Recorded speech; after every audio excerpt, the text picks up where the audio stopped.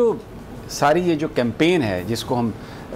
ایک western liberalism کا نام دیتے ہیں، جس میں خواتین کے حقوق کی بات کی جاتی ہے، اس میں وہ کنٹروورسی رہی، خواتین مارچ کے حساب سے بھی وہ ان کی جو ایک وہ چلتی ہے، آپ نے بڑا اس میں ایک بڑا سٹینڈ بھی لیا۔ اگر ہم مسلمان ہیں، بلیور ہیں، اور اس ملک کو اسی لیے حاصل کیا گیا کہ یہاں پر ہم اپنے دین کے مطابق رہ سکیں، تو پھر یہ جو ڈیمانڈ ہے کہ بالکل ایک مادر پدر آزاد معاشرہ ہو جانا چاہیے، چھوڑ دینا چاہیے، اور اگر کوئی یہ بات بتانے کی کوشش کرے کہ جناب آپ کو اللہ کا یہ حکم ہے، آپ کا دین یہ کہتا ہے، تو پھر بڑی آسانی سے آپ یہ جو پلیٹ فارم ہے ابھی جو میڈیا کے، چاہے وہ یوٹیوب ہے، چاہے وہ ٹویٹ ہے، چاہے وہ فیس بک ہے، ایک پوری کیمپین اس پہ لانچ کر دی جاتی ہے۔ تو وہ جو لوگ اس معاملے پر جن کی اپنی ایک اوپینین ہے، اس کا مقصد ان کو خوفزدہ کر کے اس پورے معاشرے کو تبدیل کرنا ہے۔ خلیل صاحب دیکھیے سامع ابراہیم صاحب، ایک بات مجھے واپس جانا پڑے گا اپنی ان باتوں پر جو میں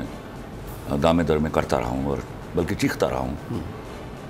آج سے کوئی 8-9 سال پہلے میں اس بات پر چیختا تھا کہ ہمارا جو کانٹینٹ ہے، چونکہ میں رائٹر ہوں بنیادی طور پر، یہ فیمنسٹ کے قبضے میں چلا گیا ہے، موضوعات جو ہیں ان سے کھلواڑ شروع ہو گیا ہے۔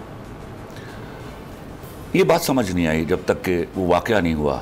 اور جب تک کہ ٹیلی ویژن اپنے موضوعات کے حساب سے برباد نہیں ہو گیا۔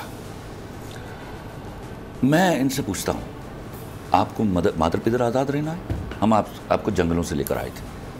جنگل ابھی بھی ہیں، جائیے وہاں مسکن بنائیے۔ اگر آپ ڈیموکریسی کو ماننے والے ہیں، یہ جو نام نہاد democracy, I hate it all the way, but اگر آپ تو ہیں نا، آپ تو ان کے فالوورز ہیں، پیڈز ہیں ان کے، اگر آپ ماننے والے ہیں تو آپ جیسے لوگ میجورٹی کے ساتھ نہیں رہ سکتے، تو آپ کے لیے راستے کھلے ہیں، پلٹ کر واپس جائیے اور جنگلوں میں رہیے، پتے باندھیے یا بغیر پتے باندھے پھریے، کوئی نہیں روکے گا آپ کو۔ لیکن خدا کے واسطے سر، یہ اب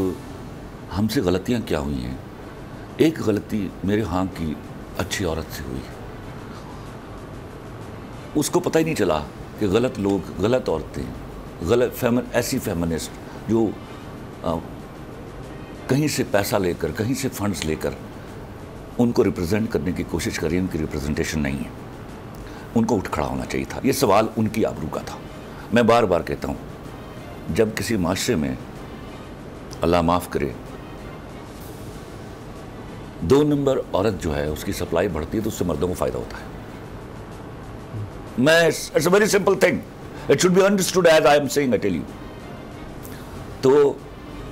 خدا کی قسم، اور آپ توہین کرتی ہیں خود عورت کی حرمت کی، اس کی آبرو کی، اور یاد رکھیے گا اگر ایسی کوئی چیز اس ملک میں پریویل کرے گی، مرد جو معقول کماتے ہیں شادیاں کرنا چھوڑ دیں گے اور آپ راندہ درگاہ ہو جائیں گی۔ اور شاید یہی ویسٹ چاہتا ہے